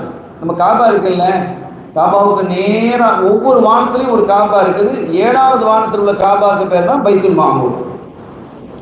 அந்த பைத்துல் மாமூருக்கு வெளியே அந்த சுவர்ல, அந்த பள்ளிவாசலுடைய சுவர்ல அப்படியே சாஞ்சிக்கிட்டு இப்ராஹிம் அலைஹிஸ்ஸலாம் உட்கார்ந்து இருக்கிறாங்க. இந்த ஹதீஸ்ல வரும், யாரையோ எதிர்பார்த்து கொண்டு இருப்பது போல. ஹதீஸ்ல எப்படி வருது? இப்ராஹிம் அலைஹிஸ்ஸலாம் கலீலுல்லாஹ் யாரையோ எதிர்பார்த்து கொண்டு அந்த இருப்பது போல. அந்த இதுல எப்படி என்ன உட்கார்ந்துருக்கிறீங்க? இல்லை வரா என்ன, யாரை பார்த்துக்கிட்டு இருக்கிறீங்க? நம்ம கேட்போம். இல்லை, ஒரு ஆள் உட்கார்ந்துருக்கிறாங்க. என்ன உட்கார்ந்துட்டு இருக்கீங்களே, யாரும் எதிர்பார்த்துருக்கீங்களா? ஆமா நம்ம மச்சான் அங்கே போனாங்க வந்துடுவாங்க, அதை ஒன்றா போய் சாப்பிட்றதுக்கு போகிறதுக்கு இருக்கிறேன் அப்படின்னு சொல்லுவாங்களா இல்லையா? அதை மாதிரி இப்ராஹிம் அலைஹிஸ்ஸலாம் அவர்கள் அந்த பைத்துல் மாமூர் பள்ளிவாசலினுடைய சுவரில் சாட்சி யாரையும் எதிர்பார்த்து கொண்டிருக்கிறாங்க. இதற்கு சூஃபியாக்கள் ஆஷிகங்கள் எழுதுறதை பாருங்க. பைத்துல் மாமூருக்கு வெளியில் உட்காந்துருக்கிறாங்க, உள்ள உட்காந்தா சவாபு, அப்படித்தானே? அல்லது பைத்துல் மாமூரை நேரம் இப்படி பார்த்தா சவாபு. பள்ளிவாசல் இது பைத்துல் மாமூர், இதில் சாஞ்சிக்கிட்டு பைத்துல் மாமூரை பார்க்கல, இங்கே பார்த்துக்கிட்டு இருக்கிறாங்க. அதில் என்ன அறிஞர்கள் குறிப்பிடுறாங்க ஆஷிகங்கள்னா, நீ பைத்துல் மாமூருக்குள்ள இருக்கிறது சிறப்பு தான், நன்மைக்குரியது தான். அல்லது வெளியில இருந்து பைத்துல் மாமூரை நீங்க பார்த்துக்கிட்டு இருந்தாலும் நன்மைக்குரியது தான். ஆனா பைத்துல் மாமூரை பார்க்காம அதுல சாஞ்சிக்கிட்டு யாரையோங்கிறது யாரு? சல்லல்லாஹு தானே, அவனுடைய பிள்ளை தானே, இப்ராஹிம் அலைஹிஸ்ஸலாமுடைய பிள்ளை தானே ரசூலுல்லாஹ். தன் பிள்ளையாகிய ஸல்லல்லாஹு அலைஹி வஸல்லம் அவர்களை எதிர்பார்த்திருப்பது பைத்துல் மாமூருக்கு உள்ளே இருப்பதை விடவும் பைத்துல் மாமூரை பார்ப்பதை விடவும் சிறப்பு. எவ்வளவு பெரிய சிறப்பு! ஸல்லல்லாஹு அலைஹி வஸல்லம் எவ்வளவு பெரிய! அப்போ இப்ராஹிம் அலைஹிஸ்ஸலாம் ரசூலுல்லாஹ்வுக்கு அடுத்த உயர்ந்த இடத்துல இருக்கிற நபி யாரு? இப்ராஹிம் அலைஹிஸ்ஸலாம். அதுக்கு அடுத்து மூசா அலைஹிஸ்ஸலாம். சில பேர் மூசா அலைஹிஸ்ஸலாம், அதுக்கு அடுத்து இப்ராஹிம் சொல்றாங்க. ஆனால் பெரும்பாலான அறிஞர்கள் ரெண்டாவது அந்தஸ்தில், கண்மணி ஸல்லல்லாஹு அலைஹி வஸல்லம் அடுத்த அந்தஸ்தில் இருக்கிறது சைனா இப்ராஹிம் அலைஹிஸ்ஸலாம் தான் குறிப்பிடுறாங்க. ஏன்னா ரசூலுல்லாஹ்வுடைய வாப்பாவும் இருக்கிறாங்க. வாப்பானா வாப்பாவுடைய போய் இப்ராஹிம் நபி தானே போய் சேருது. அப்போ அவங்க என்னுடைய அபி இப்ராஹிம்ங்கிறாங்க, என் வாப்பா இப்ராஹிம் ஸல்லல்லாஹு சொல்றாங்க. அப்ப அந்த மாதிரி இப்ராஹிம் அலைஹிஸ்ஸலாம் அவர்கள் என்ன செய்யறாங்க? எதிர்பார்த்துக்கிட்டு இருக்கிறாங்க. தன்னுடைய மகனை கண்டது தான் அப்படியே கட்டி தழுவி எழுந்து போய் வரவேற்று உட்கார்ந்து ரொம்ப நேரம் பேசிட்டு சொன்னாங்க, மகனே யா புனைங்கிறாங்க. எல்லா ஆதன் நபியும் இப்ராஹிம் நபியும் யா புனை மகனேன்னு கூப்பிட்டாங்க ஸல்லல்லாஹு அலைஹி வஸல்லம். மற்ற எல்லாம் யா நபி அல்லா யா ரசூலுல்லாஹ்னு மற்ற நபிமார்கள்லாம் அப்படியே கூப்பிட்டாங்க, நபி அல்லான்னு கூப்பிட்டாங்க, ரசூல்னு கூப்பிட்டாங்க. ஆனால் இப்ராஹிம் நபி அலைஹிஸ்ஸலாம் அவங்களும் ஆதம் அலைஹிஸ்ஸலாம் அந்த ரெண்டு பேரும் யா புனை என்னுடைய அருமை மகனேன்னு கூப்பிட்டாங்க. அப்போ அது ரொம்ப நெருக்கம் இல்லையா? அது ஒரு தனி அந்தஸ்து தானே. மகன் என் மகன் அப்படின்னா ஒரு பெரிய சந்தோஷமா இல்லையா? பாப்பா ஒரு பிள்ளை நல்ல உச்ச நிலைக்கு வந்துட்டாரு, ஒரு பெரிய பிரபலியமாக இருக்கிறாரு, என் மகன்பா சொல்றதுல எவ்வளோ பெரிய சந்தோஷமா இருக்கும். அல்லாஹ் நம்ம பிள்ளைகள்லாம் அப்படி கண்குளிர்ச்சியாக ஆக்கி வைப்பானா. அருமையானவர்களே, அப்போ என் மகனே ஒரு விஷயத்தை நான் உங்களுக்கு சொல்லட்டா, உங்கள் உம்மத்துக்களை சொர்க்கலோகத்தில் வாழ்கிற காலத்திலேயே, துனியாவில் வாழ்கிற காலத்திலேயே சொர்க்கலோகத்தில் மரம் நட சொல்லுங்கள். சொர்க்கலோகத்தில் இப்போ நம்ம இங்கே உட்காந்து நம்ம சொர்க்கலோகத்தில் மரம் நட முடியுமா? முடியுங்கிறான். யார் சொல்கிறான்? இப்ராஹிம் அலைஹிஸ்ஸலாம் சொல்கிறாங்க. உங்கள் உம்மத்துக்கு நீங்கள் சொல்லி வச்சிருங்க, ஒவ்வொரு மனிதரையும் சொர்க்கலோகத்தில் மரம் நட சொல்லுங்க. அப்படி மரம் நட்டிட்டா அந்த மரம் யாருக்கு? நாம நட்டின மரம் நமக்கு தானே. அப்போ நம்ம எங்கே போவோம்? சொர்க்கலோகத்துக்கு போவோம்.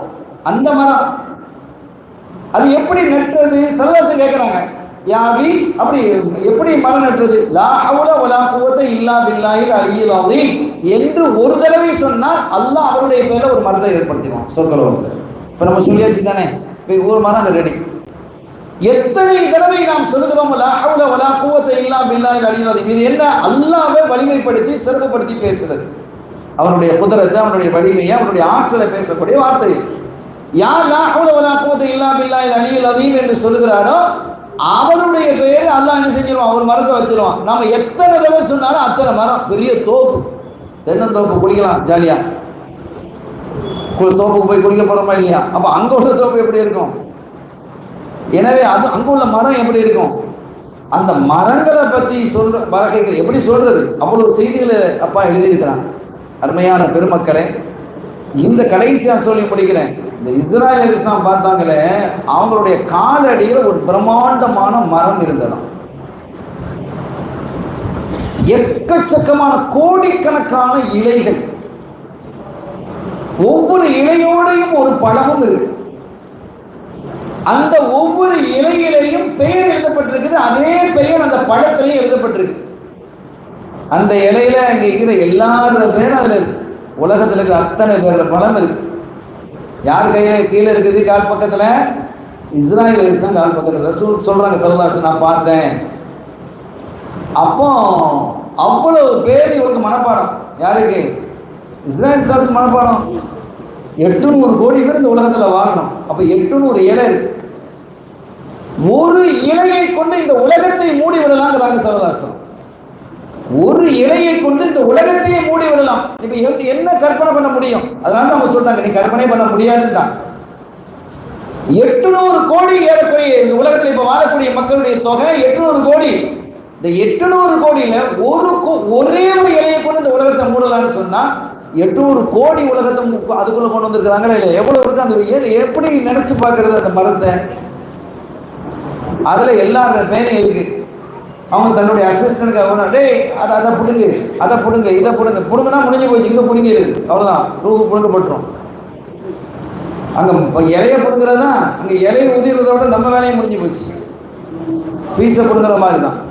இந்த மாதிரி ஒரு நிலையை நான் நினைச்சேன், அங்கே பார்த்தேன்னாங்க. அற்புதமான காட்சிகளை பார்த்தேன். தேனாறு, பாலாறு, நீராறு, மதுவாறு இவைகள் உற்பத்தி ஆகக்கூடிய இடங்களை பார்த்தேன் அப்படின்னு நினைச்சாங்க. இதை பற்றியெல்லாம் நீண்ட நெடிய விளக்கங்களை நம்முடைய அப்பா சதகத்துல்லா நாயகம் ரலியல்லாஹு தஆலா மாதிரி ரசூல் அவர்கள் சொல்ல, அவருடைய அந்த வித்ரியாவினுடைய விளக்கத்தில் வித்ரியாவிலே இமாம் அவர்கள் மிக அற்புதமாக எழுதியிருக்கிறார்கள். இந்த செய்திகளின் வழியாக நாம் என்ன விளங்குகிறோம் என்றால், இந்த சுகங்களை எல்லாம் அனுபவிப்பதற்கு நாம் மார்க்கத்தை, ஷரியத்தை பேணி நடக்கணும், அடுத்தவர்களை கண்ணியப்படுத்தணும், வெறுப்பு உணர்வுகளிலிருந்து வெளிப்படணும், நம்முடைய இதயத்தை பரிசுத்தப்படுத்தணும், அல்லாஹ்வையும் ரசூலையும் நெருங்கக்கூடிய வழிகள் என்னவென்று ஸல்லல்லாஹு அலைஹி வஸல்லம் அவர்களும் இமாம்களும் நாதாக்களும் நமக்கு கற்றுத்தந்தார்களோ அந்த வழியை பேணி நம்ம நடக்கணும். எல்லாம் வல்ல ரப்பல் ஆலமீன் அல்லாஹ் ஜல்ல ஷானஹு வ தஆலா இந்த மஜ்லிஸை கபூல் செய்வானாக. இந்த மஜ்லிஸுக்காக வருகை தந்தவர்கள், இதற்காக துணை நின்றவர்கள், இதற்கான உதவியவர்கள், இதற்காக பணி செய்தவர்கள் எல்லோரையும் அல்லாஹ் அவனுடைய மேலருளால் பொருந்திக் கொள்வானாக. அவனுடைய அருள் என்னும் மழையை நம் மீது பொழிய செய்வானாக. நம்முடைய பாவ பிள்ளைகளை மன்னிப்பானாக. கொடிய நோய்களிலிருந்து நம்மையும் நம்முடைய சந்ததிகளின் குடும்பத்தையும் பாதுகாப்பானாக. ஆரோக்கியமான வாழ்க்கையை அல்லாஹ் தந்தருள் பாலிப்பானாக. பரக்கத்தான வாழ்க்கையை தந்திருப்பானாக. ஹலாலான ரிசுக்கை நமக்கு தந்தருள் பாலிப்பானாக. இந்த மஜ்லிஸ் இதுபோன்றும் இதைவிட சிறப்பாகவும் வரும் காலங்களில் மிக விரிவாக நடப்பதற்கு அல்லாஹ் மேலருள் பாலிப்பானாக. பிஹக்கி ஹபீபிஹி ஸல்லல்லாஹு அலைஹி வஸல்லம். எல்லாம் வல்ல அல்லாஹ்வின் அருளையும் ஸல்லல்லாஹு அலைஹி வஸல்லம் ஷஃபாத்தையும் பெறுவோமாக. வஆஹிரு தஅவானா அல்ஹம்துலில்லாஹி ரப்பில் ஆலமீன். வஸ்ஸலாமு அலைக்கும் வரஹ்மத்துல்லாஹி வபரகாத்துஹு.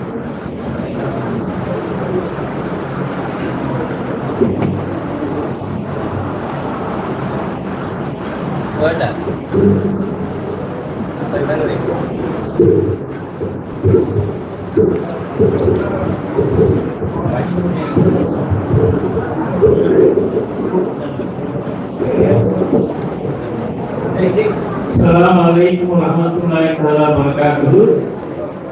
நாம் மஸ்ஜித் மீகால் இரட்டைக்குழுத்து தொழிலில் நடைபெற்றுள்ள 4 வழிமார்கள் ஷேக் சாலார் மைக்கால் ரலியல்லாஹு தஆலா அவர்கள், ஷேக் சுலைமான் ரலியல்லாஹு தஆலா அவர்கள், மாதிரி ரசூல் சாஹிபே ஷேக் சதகத்துல்லாஹ் ரலியல்லாஹு தஆலா அவர்கள், ஷேக் ஷாம் சிதாபுddin ரலியல்லாஹு தஆலா அவர்கள் ஆகியோரின் கந்தூரி தின வைபவம் இன்று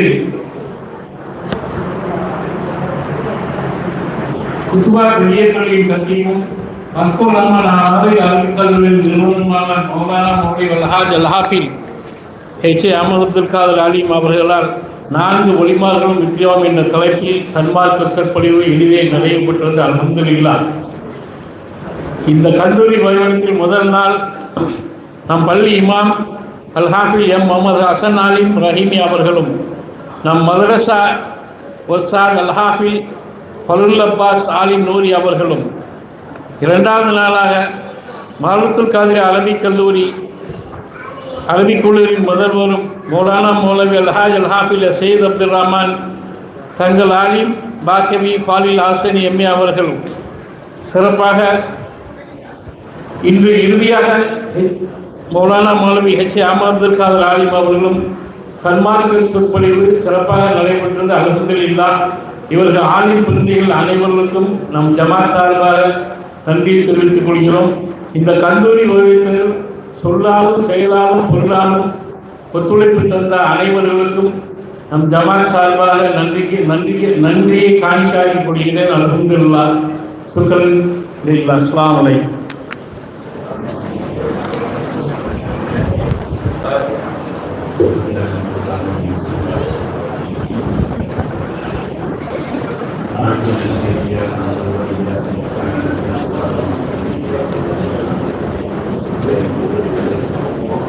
ஹலோ ஹலோ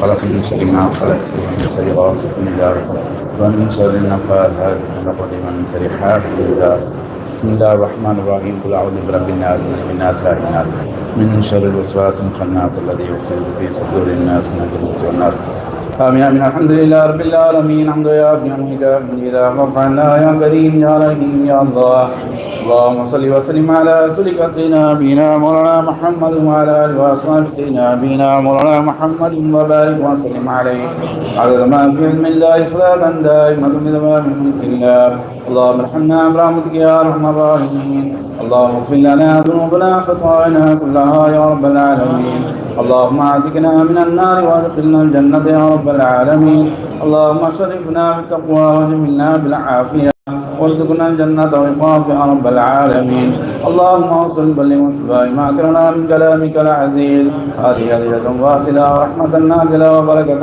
شاملة وتعبة كاملة مقبولة مرضية متصلة منا إلى روح سيدنا محمد صلى الله عليه وسلم خاصة ثم إلى أرواح سائر الأنبياء والأولياء والعلماء والفقهاء والشهداء والصديقين والصالحين ثم إلى أضراد أمهات المؤمنين ثم إلى أضراد بنات رسول الله صلى الله عليه وسلم وآل بيت رسول الله صلى الله عليه وسلم ثم إلى رؤيا البدرين والحدين والخندقين والحنينين والتبوقين والخيبرين وسائر الصحابة كلهم رضوان الله تعالى عليهم أجمعين ثم إلى رؤيا القطب الرباني والغوث السمداني يا شيخنا شيخ محي الدين عبد القادر الجيلاني قدس الله سره العزيز ثم إلى رؤيا خصوصي الشيخ سالم ملك ولي الله تعالى ثم إلى روح خصوص سليمان ولله تعالى ثم إلى روح خصوص الشيخ صاحب الدنيا الماضي الرسول الشيخ صدقة الله أبا ولله تعالى ثم إلى روح خصوص الشيخ سام شهاب الدين ولله تعالى ثم إلى أرواح أشياخنا كلهم رضوان الله تعالى عليهم أجمعين اللهم يا رب زدهم عزا وشرفا وتعليما وتكريما اللهم ارزقنا خير الدارين مع القرب والإخلاص والصحة والسلامة والبركة والأمن والعافية والاستقامة في دين الدنيا والآخرة إنك على كل شيء قدير ربنا تقبل منا إنك أنت السميع العليم وتب علينا يا ربنا إنك أنت التواب الرحيم ربنا آتنا في الدنيا حسنة وفي الآخرة حسنة وقنا عذاب النار اللهم إنا نسألك من خير ما سألك منه نبيك سيدنا محمد صلى الله عليه وسلم ونعوذ بك من شر ما استعاذك منه نبيك سيدنا محمد صلى الله عليه وسلم وأنت المستعان عليك البلاء ولا حول ولا قوة إلا بالله العلي العظيم ربنا تقبل منا إنك أنت السميع العليم وتب علينا يا ربنا إنك أنت التواب الرحيم ربنا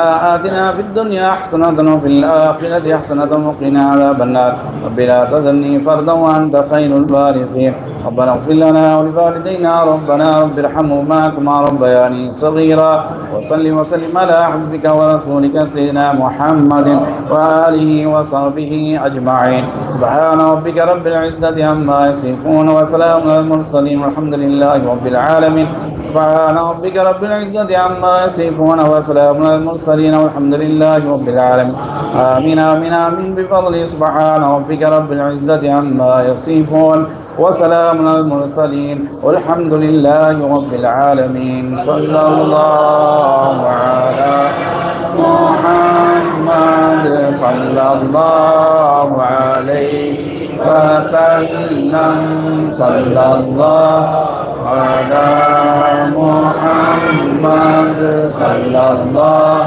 عليه وسلم صلى الله على محمد يا ربي صل عليه وسلم.